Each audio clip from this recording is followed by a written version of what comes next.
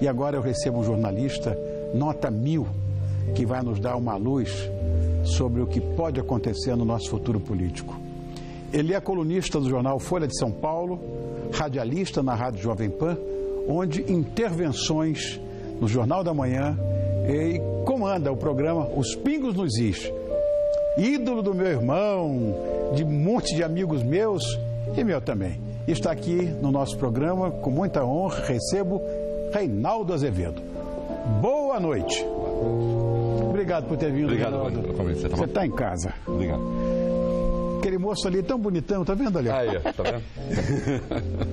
Ai, ai. Reinaldo, atualmente essa comissão... Ai, caçula. É isso, você vê só, amigo. Atualmente, essa comissão pro impeachment está eu diria que em processo de discussão ainda, né? Sim. Aliás, sobre esse assunto, no seu blog, você escreveu uma frase que eu anotei aqui para não falar bobagem. Nunca. Dá-se como certo que, caso a petista consiga se safar do impeachment na Câmara, não vai conseguir governar depois. Então vamos imaginar 2 cenários. Um que ela saia e um em que ela fique. Como é que o Brasil fica? Uhum. Vamos lá. Boa noite, Rony. Boa noite, telespectadores. Eu só queria acrescentar 2 coisinhas aí, que eu tenho o blog na Veja, né? E também sou comentarista da RTV, senão depois a co-irmã fica brava. Ah, é? Não. Vamos lá, meu Deus do céu. Amilcar, foi sem querer. Marcelo, foi sem querer. Pelo amor de Deus. 2 coisas importantes aí. Digamos, se ela sair, evidentemente o vice vai assumir a presidência da República. Os problemas do Brasil não vão desaparecer. Claro que não. Mas, num toque de mágica, não, pelo menos. Mas, necessariamente, para que a Dilma saia, você precisa de 342 votos, pelo menos. Então, você já tem uma maioria naturalmente formada no Congresso já para o impeachment. Por contraste, para a Dilma ficar, bastam 171 votos. Ou basta que os outros não consigam 342. 341. Ela já não sai. E, portanto, a Dilma só fica num cenário de extrema minoria no Congresso. Então, por que eu acho que ela não governa? Primeiro, porque não vai ter Congresso para sustentar esse apoio. Em segundo lugar, porque ela, para se manter no poder, resolveu se escorar e se ancorar nos chamados movimentos sociais. Que, aí, cada um tem a sua análise, a minha é esta... Movimentos sociais não são franjas do PT, são franjas do partido organizadas para levar adiante o programa do partido, não o programa das minorias que eles dizem representar. E isso significa o seguinte, que então a Dilma não vai fazer nenhuma reforma da Previdência, porque esses grupos não aceitam, o próprio PT não aceita. A Dilma não vai cortar gastos, ela precisa cortar gastos, porque essas forças não aceitam. A Dilma não vai proceder a um programa de liberalização da economia, de eventual nova onda de privatização, porque esses grupos não vão deixar. Ou seja, o país vai andar para trás. Vai andar para trás com todo o potencial que a gente já tem de coisa ruim. O país cresceu 0,1% em 2014, o país encolheu 3,8% em 2015 e o país tende a encolher mais de 4% esse ano, com desemprego galopante. É claro que em um determinado momento se rompe, se esgarça o tecido social, a paciência das pessoas chega ao fim. Então eu lhe diria o seguinte: nós temos uma chance boa de iniciar um ciclo virtuoso ali adiante se o Temer for presidente da República, e nós não temos chance nenhuma de sair tão cedo da crise se a Dilma continuar. Por exemplo, se o Temer continua, eu acho que se faz urgente, necessário debater, por exemplo, uma emenda parlamentarista. Eu acho que é possível ter esse debate com o Temer na presidência. Eu concordo. É impossível ter esse debate com a Dilma na presidência. Até porque não haverá um mandato Dilma. Nós estaremos diante do 3º mandato Lula. Terceiro mandato Lula, 2 exercidos em situação bastante favorável da economia internacional, das commodities brasileiras. Você é um empresário, você acompanha isso, tem essas informações. As commodities, para quem está nos acompanhando, o Brasil tem commodities agrícolas, commodities minerais, a nossa soja, por exemplo, o nosso ferro, tudo isso já valeu no mercado internacional 3 vezes mais. Hoje está valendo 1/3. Não é? Então a situação é outra, a situação da economia mundial é outra.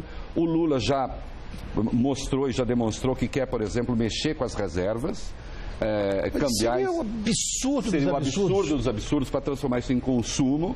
E aí sim, aí nós vamos para a breca de verdade. Não, e quebra de vez. Então vai ser o terceiro mandato Lula, com uma presidente fantoche, não é?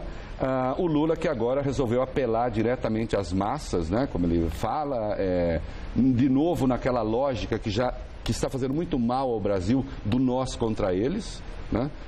O PT passou 14 anos contando essa mentira.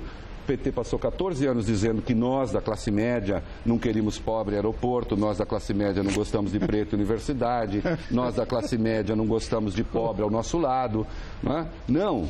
O que nós apontávamos, os críticos do governo, dizendo, olha, esse modelo vai quebrar. Né? Porque um modelo, de novo, né? Você que lida com empresas, uma despesa que cresce percentualmente, continuamente acima da receita, ainda que você comece com um gap enorme, o jacaré vai haver o cruzamento negativo. Claro. Isso é fatal, é matemática. Era isso que se apontava. E a tudo isso deram de ombros e diziam que eram sabotadores que apontavam. Eu mesmo dizia assim, por que você não vai morar em Miami, já que você está descontente com o Brasil? Né? Você está triste porque o avião atrasa porque tem muito pobre no aeroporto. Não, eu estava triste porque o avião atrasava para mim, mas também atrasava para o pobre, não atrasava só para mim. Eu queria um bom serviço e quero um bom serviço aéreo para todos. Né? A única coisa que eu queria era que a Dilma, por exemplo, lá atrás, tivesse feito a privatização dos aeroportos antes. Em vez de demonizar capital privado, atrair o capital privado. Claro, não, mas fez isso depois na Bacia das Almas. Então, um governo desastroso, que não vem só de agora, que cometeu crime, é importante colocar isso, porque muitas vezes se diz, não, o Reinaldo, ele é crítico do PT, então ele quer a Dilma fora. Olha, deixa eu dizer, sou crítico do PT, eu sou um liberal, o PT não é. Eu gosto de Estado pequeno, o PT gosta de Estado grande. Eu acho que a gente precisa vender todas as estatais, não é só a Petrobras. Petrobras, Banco do Brasil, Caixa Econômica Federal. Eu sou contra até Jardim da Infância estatal, porque eu sei que custa mais caro. Para sustentar paniguados. Isso é uma tese geral que eu tenho do governo. Nem por isso, este governo, segundo os seus pressupostos, teria de ser incompetente e ladrão. Entende? Quer dizer, eu reconheço que possa ter um governo social-democrata ou mesmo de viés socialista com o qual eu não concordo, mas que seja decente, que seja honesto dentro dos seus propósitos, ainda que não sejam os meus.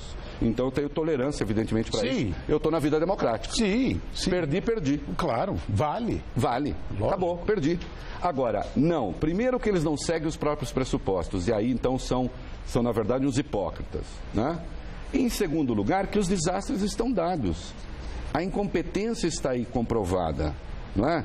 O caso da Petrobras é emblemático. Veja, a Petrobras foi roubada, espoliada, assaltada, nós sabemos de tudo isso. Mas nada fez tão mal à Petrobras quanto a manipulação dos preços de combustível. Pois é. Não é? Isso ajudou a quebrar mais. Isso ajudou a quebrar. Quer dizer, só isso gerou um buraco na Petrobras de 80 bilhões. Deus meu. Não é? Se a roubalheira custou 5 bilhões, 10 bilhões, há variações aí nas estimativas, só a incompetência associada à má-fé técnica construiu um buraco de 80 bilhões na Petrobras. Por que má-fé técnica? Porque tinha de subir o preço do combustível, à época, não subiram para controlar a inflação, usaram o preço do combustível para instrumento de política econômica e quebraram a Petrobras. Eles quebraram a Petrobras. Não é? E agora vem e, ademais, cometeu crime fiscal, que a gente pode falar com mais detalhe. Sim, o crime foi cometido, isso é indubitável. Nossa, como eu falo, Rodrigo, interrompe, senão eu gato. Não, olha, o crime barra, segundo eles, golpe, estou eu sendo maniqueísta também agora, né? Mas, não, mas é a linguagem deles. Né? Estou aqui a pesquisa do Datafolha, e 61% dos brasileiros apoiam o impeachment, mas 58% do Temer. E paradoxalmente, isso eu não entendi. Eu sei, eu até acredito na lógica paradoxal, mas não nisso aqui. O Lula lidera a corrida presidencial 2018. Como explicar isso? Isso é ficção científica. Vamos lá. Primeira coisa, eu vou falar aqui, eu escrevo na Folha, você disse no começo, mas eu vou falar aqui o que eu falei no meu blog, eu discordo Eu discordo da pergunta do Datafolha. Para a pergunta errada não existe resposta certa. O que eu quero dizer com isso? A metodologia está equivocada. Não a metodologia, a razão da pesquisa. Note, a Dilma é presidente da República, cometeu crime de responsabilidade e há um processo de impeachment contra ela pelo crime que ela cometeu. E que isso fique claro aos telespectadores. Eu ouvinte acostumado com... lógico. Também ouvintes, mas ouvintes que também vêm. Então, que fique claro aos telespectadores. O crime existiu. Eu nunca vi, é inédito na história do tribunal, eu já vi você dizer assim, não fui eu que matei. Você nega a autoria do crime. Você não nega o crime quando o corpo está colocado ali. Não, o crime aconteceu. A pedalada fiscal aconteceu. O que é a pedalada fiscal? O governo tinha que pegar dinheiro do Tesouro, digamos assim, para todo mundo entender, de um caixa central, mandar para o Banco do Brasil, para a Caixa Econômica Federal, para o BNDES, para o FGTS, para que esses organismos cuidassem dos seus programas. Então, o Banco do Brasil vai financiar a agricultura, a FGTS vai financiar Minha Casa Minha Vida ali junto com a Caixa, o BNDES vai emprestar para alguns empresários. Muito bem. O que o governo fez? O Tesouro não repassou esse dinheiro e, no entanto, essas entidades continuaram a emprestar. Logo, é como se essas entidades tivessem emprestado dinheiro para o governo. Isso é a tal da pedalada. Isso é crime. Não é crime porque eu quero. Não é crime porque o Zé Eduardo Cardoso quer ou porque o outro quer. Não adianta o Zé Eduardo Cardoso negar o óbvio. Isso é crime. Mas eu fiz sem dolo. Bom, a lei, neste caso, não entra nessa questão. Inciso 6 do artigo 85 da Constituição. Atentar contra a lei fiscal é crime de responsabilidade. Aliás, o caput do artigo 85 é muito bom porque diz o seguinte: atentar contra qualquer dispositivo da Constituição, um presidente, é crime de responsabilidade. Especialmente, e aí se listam 6 circunstâncias. Uma delas, atentar contra a lei fiscal. Então o crime aconteceu, ponto pacífico. Acabou, não é? Eles admitem que aconteceu, mas eles dizem, mas outros fizeram antes. Primeiro que, na verdade, não nessa dimensão. Pra você ter uma ideia, chegou a 1% do PIB essa pedalada. Mamãe. 60 bilhões. Mais uma pedalada que teve interferência direta na questão eleitoral, se a gente quiser, que é um dado lateral. Por quê? Se ela deixa de financiar a Caixa, se ela deixa de financiar essas coisas todas, ela poderia perder a eleição. Então o crime aconteceu. Agora, no caso do Temer, qual é o crime? Ele não cometeu crime nenhum. Como é que eu vou perguntar de impeachment sobre quem não cometeu crime nenhum? O que a população votou? Seria, do caso, uma decisão impensada, emocional? Foi uma decisão contra a política. As pessoas estão com o saco cheio de política. Até por razões compreensíveis. Não é um bom caminho, evidentemente. Acho que não. Não é um bom caminho. A nossa única saída é a política. Se não for a política, é a porrada. Não tem jeito. Sim. É um dos dois pesos. Ou é político ou é porrada. Então tem de ser a política. E sem porrada, viu, petistas? Então aí não tinha razão para fazer essa pergunta. Olha, nesse último domingo, o meu amigo Fausto Silva, ele recebeu o Ari Fontoura. Grande Ari Fontoura. Que é um ícone da nossa cultura, né? E desabafou contra a presidente. Nós gravamos isso para submeter aqui a sua apreciação, Reinaldo. Roda, Tata. Fala-se muito que impeachment é um golpe, sobretudo a presidente do Brasil. Eu gostaria de mandar um recado para ela. A senhora está empregando a palavra errada. Golpe. O golpe quem deu foi a senhora.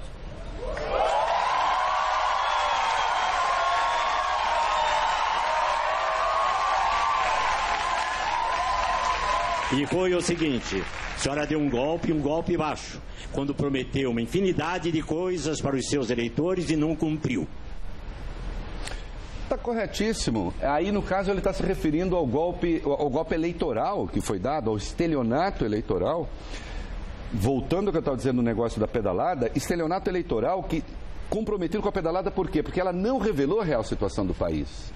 Todas as promessas que ela fez, ela sabia que eram incumpríveis, se me permite. Sim, é um neologismo. Porque não podiam ser cumpridas, por quê?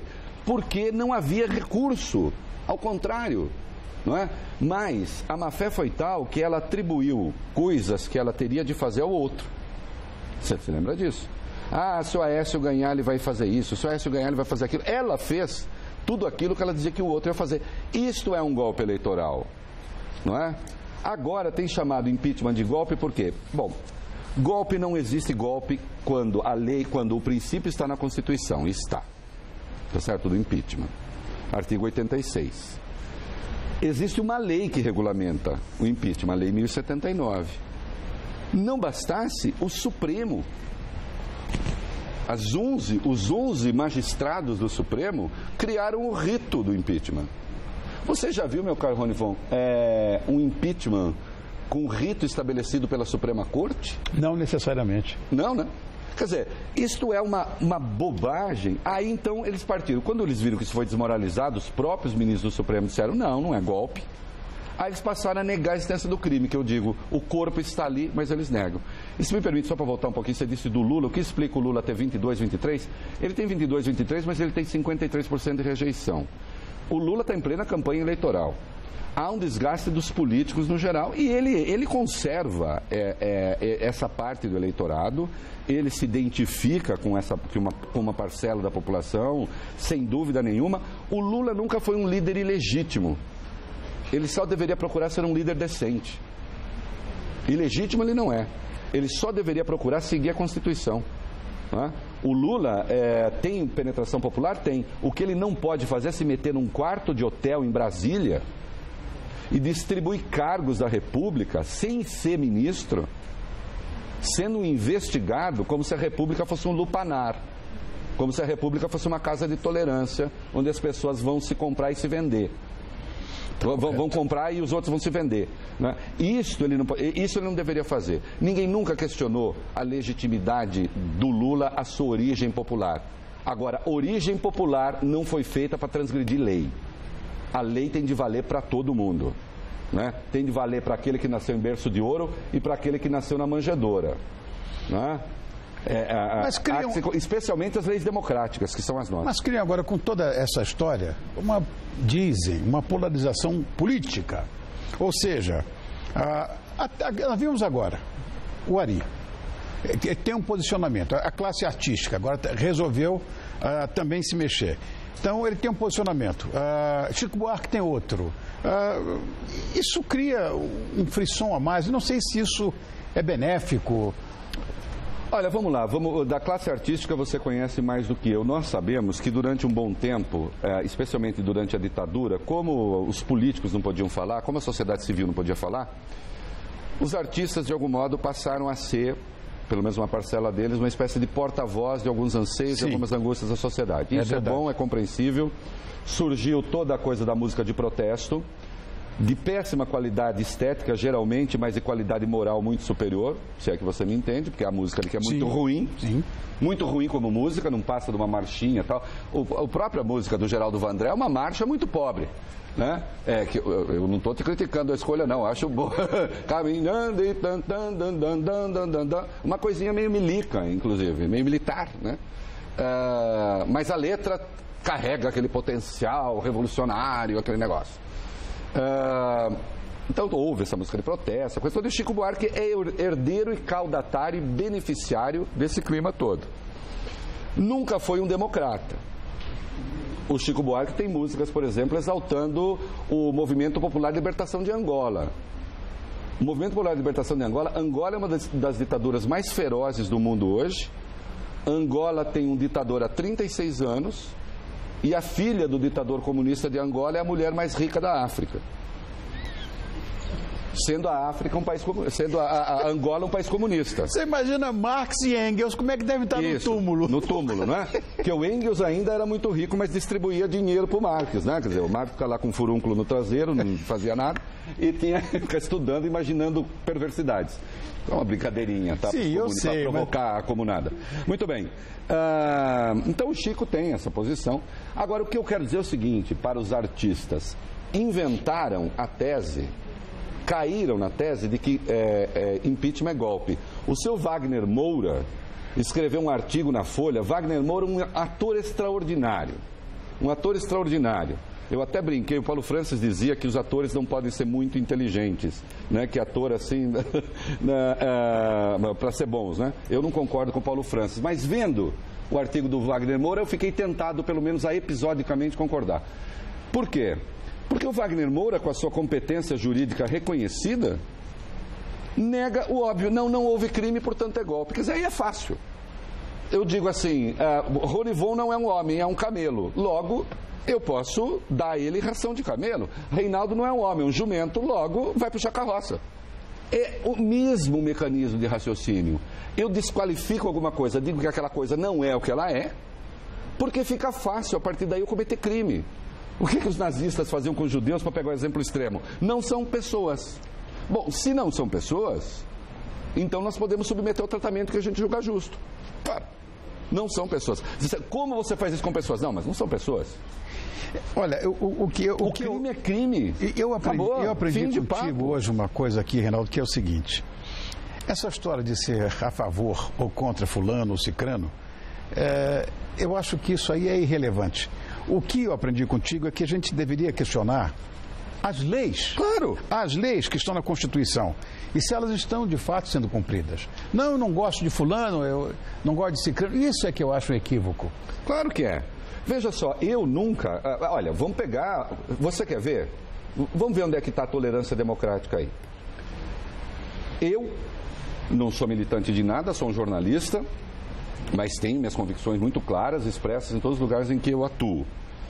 Há os movimentos em favor do impeachment. Cito dois mais conhecidos, o Movimento Brasil Livre, o Vem Pra Rua, e há outros.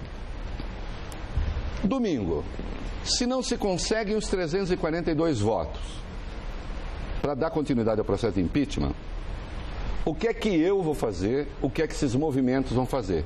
Nada. Nada, perdemos. Vou continuar crítico do governo, se houver chance de um novo impeachment, dentro dos marcos legais. Agora, vai ver o que as esquerdas estão dizendo. Inclusive o advogado-geral da União, que tem a cara de pau, Zé Eduardo Cardoso. Depois eu fico com pena dos alunos dele quando ele voltar a dar aula na PUC, porque eu acho que o mestre assim, tem sempre que olhar para o seu aluno, e esse aluno tem que olhar com reverência para esse mestre, e não com suspicácia, e não com desprezo. Ele vai por uma comissão de impeachment e diz: se a presidente sofrer um processo de impeachment e Temer assumir, o governo não é legítimo. Eugênio Aragão, ministro da Justiça, e toda essa gente tem de ser processada com base no artigo 85 da Constituição. Eu chamo a atenção do Ministério Público para isso. Eugênio Aragão disse que ele compreendia a apologia da violência feita pelas esquerdas, que, de novo, como é um golpe, então, de novo, eu digo que a coisa é o que ela não é, para justificar a minha violência. Como é um golpe, ele disse, é a lei de Newton. A toda ação corresponde a uma reação de igual intensidade e sentido contrário. Aí eu disse, puxa, mas a lei de Newton torturou a Dilma na ditadura. Os torturadores, sacripantas, assassinos, bandidos, que há uma diferença entre mim e eles. Eles defendem o terrorismo, eu não defendo o torturador. Correto. Eles continuam a defender terrorismo. Eu, terrorista e torturador, para mim, lata de lixo. Duas vagabundagens, duas excrescências. Bem-vindo ao clube. Dois horrores. Bem-vindo ao clube. Não é? Então, a Dilma foi torturada pela lei de Newton do Aragão. Lá atrás ele gostou da lei de Newton? Não, eu não sou. Até porque você aplicar princípios que são da física, da matemática, da biologia nas ciências sociais é coisa de canalha intelectual. Coisa de canalha intelectual. Nós conhecemos, por exemplo, a expressão darwinismo social. O darwinismo é uma sabedoria. O darwinismo social é um lixo moral. Ah, que coisa boa. Obrigado por ter vindo. Obrigado. Reinaldo, olha, vou dizer, talvez tenha sido a pauta mais longa desse programa até hoje, né? Da história, né? Da história, né? Fico feliz. Bom, Reinaldo Azevedo, muito obrigado. Brilhante jornalista, obrigado por ter vindo. Essa casa é sua, venha quando quiser. Obrigado, viu, querido? Obrigado. Homem de coragem também, né? Porque hoje tem que ser corajoso para dizer essas coisas. Obrigado.